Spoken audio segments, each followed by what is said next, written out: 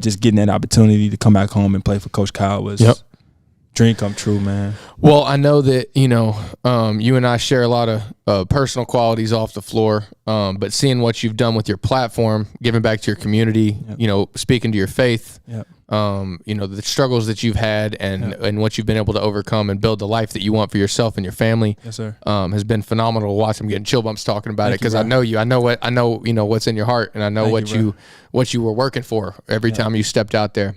So just tell me a little bit about, you know, what you've been able to do and how that platform has meant so much to you. Because a lot of, you know, when we were younger and, you know, we didn't really appreciate, like, it was all basketball. Like, what can basketball do for me? And now I think both of us have come to the point where we realize that it's, you know, we can pass that along. And it's a platform that we don't want to take for granted. And I think that you've done a phenomenal job of maximizing that opportunity. So I just want you to have the floor for a minute and tell us a little bit about what that means to you. Man, thank you, Todd. I think you led into that perfect, man. You know, first, you know, UK was, like I just mentioned, man, you know, seeing Derek Anderson and Rajon Rondo put that jersey on, it did a lot for me. It gave me hope. You know, it just showed me that somebody from, you know, an impoverished community from Louisville could achieve that dream. So it was something that I strive for every single day. I put that jersey on. I went outside in the park, or for my AU team or for my high school team. I mean, it's just something that I strive for. I mean, I work my butt off to have that opportunity, and to not have that opportunity fresh out of college, I'm not going to say it was devastating, but it's kind of like a little disheartening because I worked my butt off. I was one of the best players in my state, and, you know, out of high school, didn't get that opportunity to play in Kentucky. But, you know, the way, you know, God set up, man, it was, you know, I was able to come back home and put that uniform on. And then I tell people all the time that I brought the luck back to Kentucky my first year back. You know, we won a national championship. And then my senior year, you know, I have a career-ending injury.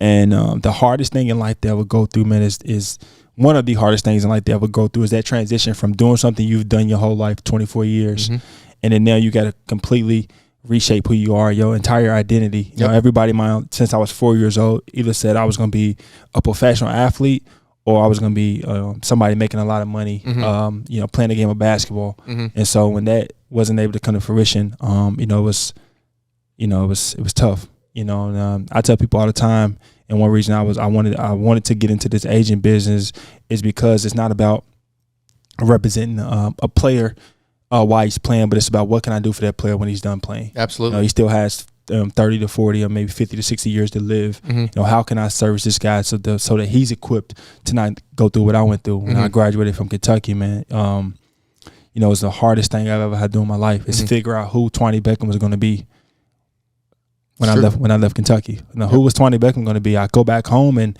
everybody still looks, I'm tall. So everywhere I go, still to this day, people say, man, who you play for? Yeah. You know, people who don't know me, I travel a lot when I'm in different cities. People still say, who do you play for? You know, I dress well. So sometimes I've had people say, not that well. I'm just kidding. So I've had people say, man, what NBA team do you play for? Yeah. You know, just automatically always having that assumption about me because I'm tall. You know, so I was able to transition. I wrote my first book in 2013 when I graduated from Kentucky. Coach Cal wrote my foreword, which I'm very thankful for. You know, he didn't have to do that. Kind of uplifted my platform. And then the first time I touched that book is I knew that everything I had been through in my life was for that reason. Everything, all the work I ever put in, every adversity I ever been through in my life, every time I didn't make something happen, every time I failed was all for that reason. I touched that first book. And I went and spoke for the first time. I'll never forget. It was 5 people in my first speaking engagement. I wasn't paid. I did it for free. I just wanted to get out and speak about my story, and I didn't understand what that was going to lead to. And then now you go from speaking to 5 people to now I'm keynote speaking in front of large audiences and in front of large crowds. And then now I'm able to go back to my community and give them hope. And not talk about what I did as a basketball player, but talk about what I'm doing as a young man, as somebody who had a dream and it didn't completely work out, but I'm using my platform to let these kids know it doesn't matter what you want to do. If it's basketball, it's to be a doctor, to be a scientist, to be a teacher, you put the work in and everything else will play itself out. Absolutely. You know what I mean? Yeah. And so, you know, I'm living my truth, man, and I'm happy. You know, basketball wasn't in my cards to be a professional, but I'm a professional in life as a man that had a strong belief that I just wanted to be successful. I wanted to make it at the projects. I wanted to be somebody the kids can look up to. My family can look up to and say, man, that guy inspires us. So, and then I'm just blessed, man. I'm giving back. I'm happy. I'm thankful. You know, playing the UK was a dream come true. Just having, you know, the city of Lexington support a lot of things that I do. Just having the relationships that I have.